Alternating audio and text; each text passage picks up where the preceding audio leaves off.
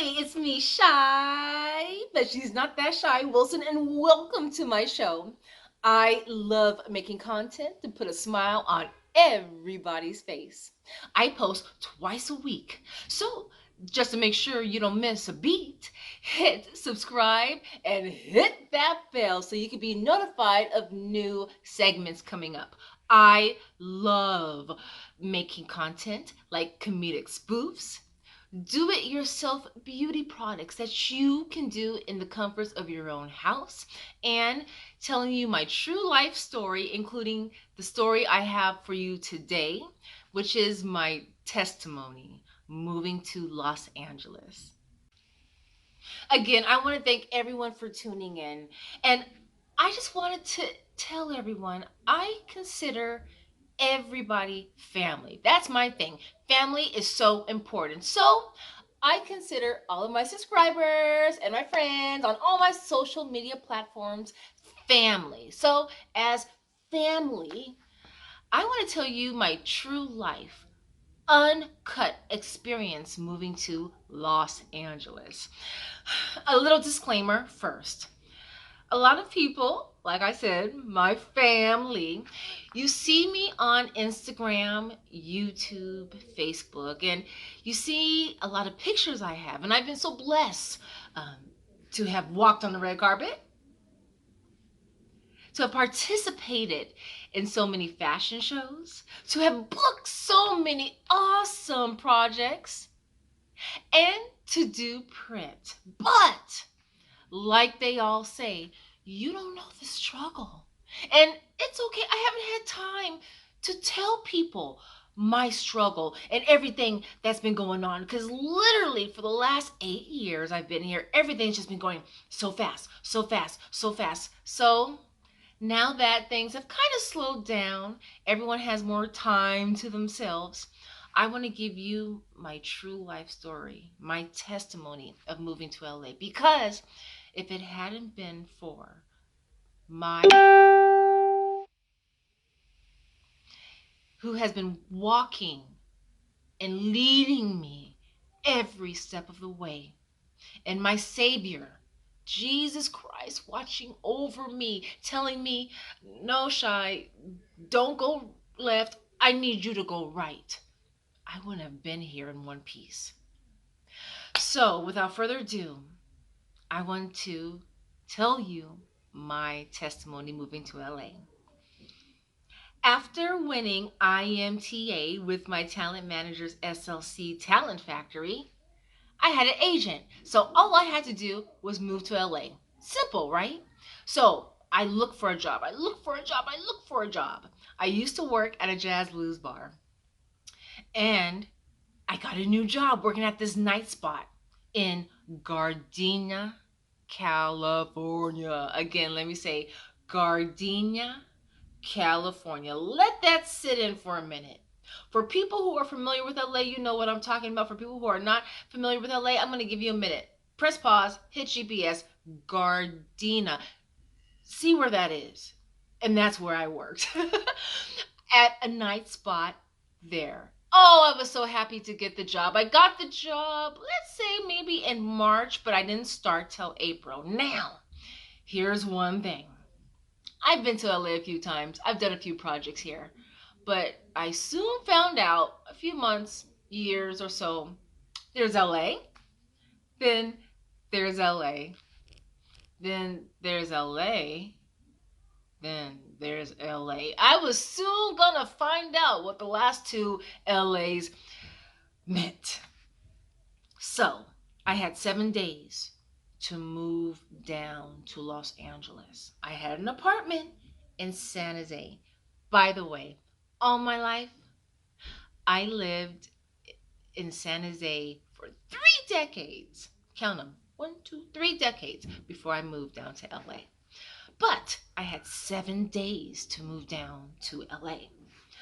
So my jazz blues bar, they understood. They were musicians. They understand the life. So I had to give them 7 days notice. And then I took my belongings. I had a 5-piece suitcase set. I took my Ford Focus at the time, and I drove down to LA to start my new job. Now, I remember after orientation, before I actually knew I was starting, I asked the general manager, who is there, still there right now to this day. All the managers I had are still there. I asked him, first of all, are you familiar with this area? Is it all safe for me to move in this area? His reply was, "Oh, I don't know about this area. I don't know. I don't know about this area." I'm like, "Oh, okay, After I started working there, a few months, weeks or so, I would ask the other male managers about the area. I thought they would know. I mean, it wouldn't hurt to ask maybe a few managers that were older than you in the same department as you, and they all said, "I don't know about this. I don't know about this area. I don't know about the people. I don't know about this area."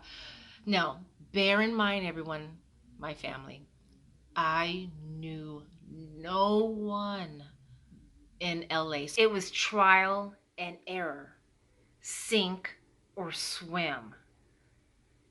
I didn't have anyone holding my hand, being a big brother or being a big sister, telling me about the environments or the laws or the freeways or the people or where to go, where not to go, what have you. So I got a hotel down the street in Gardena, California. Again, let that sit into your head. Press pause if you need to look on your map to see where that is. But because my managers didn't know about the people in which the city where this nightclub spot was at, they just didn't know. And these are men in their 30s, 40s, 50s, 60s. No one knew. So I got a motel, and I was there approximately for 8 months of my first year in Gardena, California. Now wait, before you start, feeling sorry for me, what have you, again, like I say, the Lord was by my side and I was protected by the Lord. Now let me tell you what happened. I was off for 2 days. So I remember going to like an IHOP, and I got a nice juicy steak. Yeah, I'm a steak girl. I remember walking to this motel, walking on foot, and all of a sudden I experienced my first DWB. Well, I have to say WWB, which is walking while black. So I'm going to my hotel, the motel, and all of a sudden a police officer pulls over, and they said, two men were in the car, and they said, "Hey girl, come over here." Now, because you have to understand, to this day, I still have rose-colored glasses in a lot of situations that I am in. So I was just fresh, just fresh off the boat to LA. I was so happy. Okay, the police officer calls me over. They don't know who I am, but you know what? I'm going to give them the San Jose, Silicon Valley, Northern San Jose charm. So I walk over. "Hi, sir. Can I help you, sir?" And they just give me a rough time. They asked me where I had just came from. Again, I have the IHOP in my hand. Where I'm going? Of course, I was going to the motel. So after I talked to them for a little bit, they just looked at me. Now, because I am the actress, okay, and I'm always business about it, I have business cards in my wallet. So I just gave them a business card like, "Wow, well, this is what I do." Boom, So they let me go, of course. But that was my first altercation. Now, of course, a few years later, I really think about that situation. I tell myself, I remember seeing The Fresh Prince of Bel-Air. Remember that episode? First episode, or the first year, when Will and Carlton are stopped by the LAPD. And they're thrown in jail because they think that they stole I believe, a Mercedes or Bentley. And Carlton it troubles Carlton so much where he says, "Dad, if you were a police officer, would you have arrested us?" And then Uncle Phil, may he be in heaven, said, "Carlton, I ask myself that every day when I was first stopped by the police." So then just when, by years and months and what have you, I started to see why there was a lot of tension when it came to Rodney King, and a lot of discrimination, a lot of people falsely accused of things. And I kind of started to see how LA was. Now it gets better. Again, I am fresh off the boat, fresh into LA, okay? And like I said, I got off at 2 a.m. Started at 6, got off at 2. And not only did I see a lot of animosity towards me because I was African American, but because when I used to work there, a lot of people used to look at me with that side eye. You know, of course, when you're dealing with money and handling money and funds and transactions, okay, no problem. But they would just look at me. Sometimes people, we would go through the same door, co-workers, where we would go through the same door, and they would run real quick so they didn't have to hold the door open for me. Okay, again, I have my rose-colored glasses. You can't get me down. Sometimes if you're walking on the floor, there's a lot of people on the floor, they would just elbow you, or and now I'm talking about co-workers here. I'm talking about co-workers here. They would elbow you or push by you. You have to understand, I'm working with a large volume of people. And here I am, the new kid on the block, but still, co-workers would push into you, they would shove you, they would not hold the door open for you, or run in front of you so they didn't have to hold the door open. I mean, it was cutthroat. And to this day, sometimes I cry because I'm like, how, just thinking, I cry because I think, how did I survive at a place like that for 8 years? But it gets better. Now here's my testimony. These same co-workers who need me and they punch me and they elbowed me in my ribs, when they talk to me, cut in front of me, treat me like nothing. When we would walk out at 2 a.m. when I got off, all of a sudden they would walk up to me, hey, you walk me to my car. Now that's what affected me. Anything else, that's fine, but you're going to treat me like nothing? But then I'm supposed to walk you. Now, these were women who I know were married. They could have easily had their husband pick them up. Here, I have nobody. And that's what really played in my mind. Like, I have nobody here in LA. Something tells me if someone assaults me or pulls a gun on me, you're not going to call the police. You're not going to report me. You're just going to go into your car and you're going to hit the freeway and forget about me. And they would just be so rude and adamant, almost like they were entitled. Like, and these are people I didn't know, different departments. I did not know them. I didn't see them, but they saw me. And when we're getting off at 2, hey, you walk me. Where are you going? Where are you going? Walk me to my car. Walk me to my car. You walk me. You walk me. It's like, whoa. So that was the first time I got a little bad taste in my mouth about Los Angeles. But it didn't last long because, of course, I started getting to more acting classes, and the 2 days that I was off was just wonderful because I did things and I got a lot of stuff done. Fast forward to a few years later. Like I said, I was there for 8 years, okay? Well, I remember maybe 3 months after, actually. Let's not fast forward too much, but 3 months after, there was a guy and he didn't pay his bill, so he left. So then I remember one of my managers coming up to me and said, you know, you really can't trust people in this area. You're telling your business. And this guy was saying that he would never be back, and you can't trust people in this. We had to get it cleared by the Gardena Police Department. So even some of the managers were looking back at me like they didn't think that my ID was going to clear, because they assumed, because of the way people can think in LA, that I had a record. So they didn't think I was even going to last 3 months. I ended up being there 8 years, but that's another story. That's another story.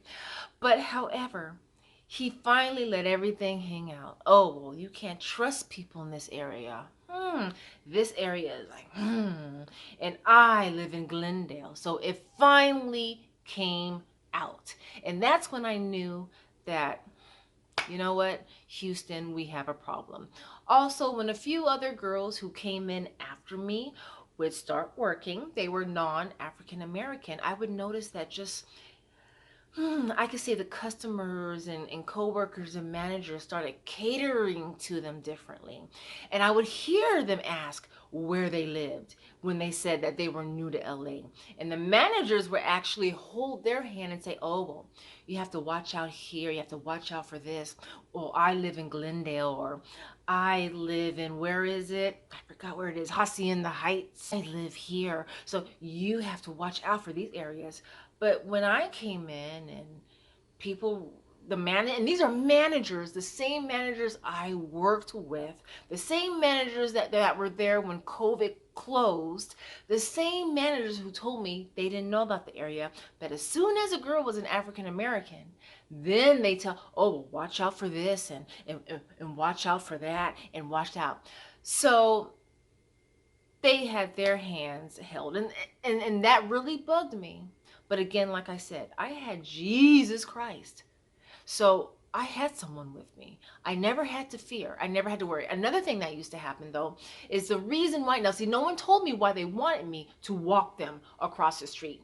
We had a big problem with people being, you know, it was a stick up. Power of the Lord, and I thank the Lord every day in my prayers. I was never assaulted. Yes, I had to walk to my car, and it was always by myself. But I never had anyone pull a gun to my head. I mean, I know of a cook and a porter. They were on the asphalt. The porter was in her 70s. The cook was in his 50s, 60s, family man. I mean, and the gun was put to the back of their heads on the asphalt. If they move, their heads blown off. They have a few dollars. They really weren't in alcohol. They didn't work at the bar, so they didn't really make tips like that. So that's the reason why. And I put two and two together after a few months, a year. It's dangerous out here. So people think that I'm going to protect them. You know, people think I'm going to protect them. And it was always walk me to my car. I never heard let's walk together. Let's let's walk with each other. No, no, no, no, no, no, no, no, no, no. It was always, where are you going? Where are you going? Walk me to my car. Walk me to my car. It was always that. So that's why you sink or you swim. I swam. No regrets. I forgive my enemies. I mean, the first time I moved down, I mean, I told nobody. I mean, to this day, my parents, my family still don't know the city I was living in, because they wouldn't know because they're from San Jose, but they don't know what type of circumstances I was in when it came to living. So these are things I just held in my head. Now, I don't want to give you my sad story. I don't want to say, oh, well, this happened to me, pitiful me. But I'm just wanting to tell my testimony, how it doesn't matter who technically you live with, even if you live by yourself. If you're by yourself, actually, it's wonderful being by yourself. But it's okay if you're by yourself for just a little bit, because you always have your Lord and Savior. And I just can't give my testimony enough to say God had me. He saw me walking down that path. He saw people being mean and cruel to me. Lord, I just can't give thanks to the Lord enough. God saw me determined to move to LA. He saw me walking down that dark path across the street from work every night by myself. He kept me aware. He kept me safe. He blessed me not only with a job, but advancement. Employee of the Month. I started in 2012. I hit Employee of the Month 2015. Then I started training around 2015 to 2021. I couldn't have asked for anything more. It taught me how life can be. Because my thing is you really don't grow up. Now, don't get me wrong, I've always been the independent woman, but when you move away that far from family, friends, everything you know, it really not so much makes you grow up, but it makes you really see the world and see how people view you. And like I said again, I'm here to say there are problems that Los Angeles has when it comes to race and the way they treat somebody. Because you have to understand, there's a lot of people here, probably more than 50%, who aren't from here. They're just like me, or they're just really not from here, other countries, what have you. So to put everyone in one little box and to have someone so scared of you, I've had that too, running away from me because I'm black, or treating me like, oh, you're nothing. I don't care about, your dead, oh, you're nothing. I don't care about your dead carcass on the ground. I just care about myself, Shy. Just walk me to my car. I don't care what happens to your body. Just make sure I'm safe. No, no, no, no, no. And all the race relations we've seen on TV, the news, media, interviews, documentaries, and what's been going on lately. I'm here to say LA has a problem. Now, can the problem be resolved? Well, that's up to people. That's up to people standing up and voicing their opinion and saying, no, this is wrong. You don't do this. And don't get me wrong, there were good coworkers that I worked with, but unfortunately, the good ones, they didn't stay. They left in a week, 2 weeks, a few months. Whenever there was someone good, they always went away, but they were always there to give me insight. And sometimes, a lot of times, I'm like, you know what?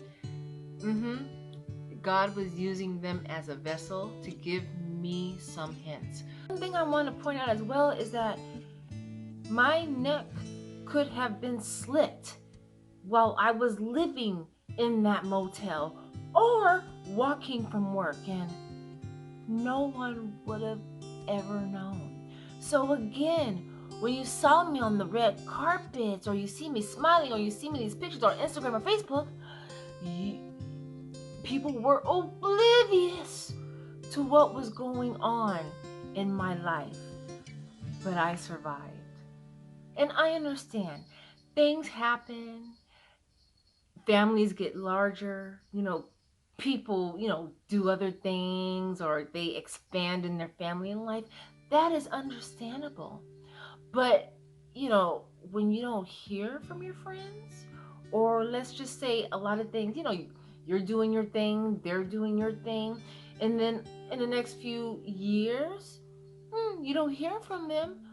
But as soon as they see your red carpet picture, oh, people want to hop on the bandwagon. And that's another thing to my testimony. As soon as you hit the red carpet, as soon as you have a pretty picture that comes out, oh, people you used to know, I'm not going to say friends, but people you used to know, acquaintances, people you used to work with, people you used to do the gigs with, they want to come out of the woodworks when you hit the red carpet and when you're on a print ad. But where were you when all of this was going on? Would you have known my neck was slit? Would you have known that if, all of these things happened to me? Hey, didn't you tell me you knew somebody in LA?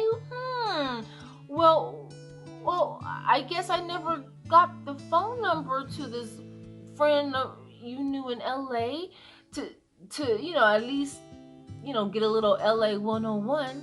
But as soon as that commercial or project or even vlog comes out, they all want to hop on your bandwagon. But where were they when you were scared, not informed, when you were in LA?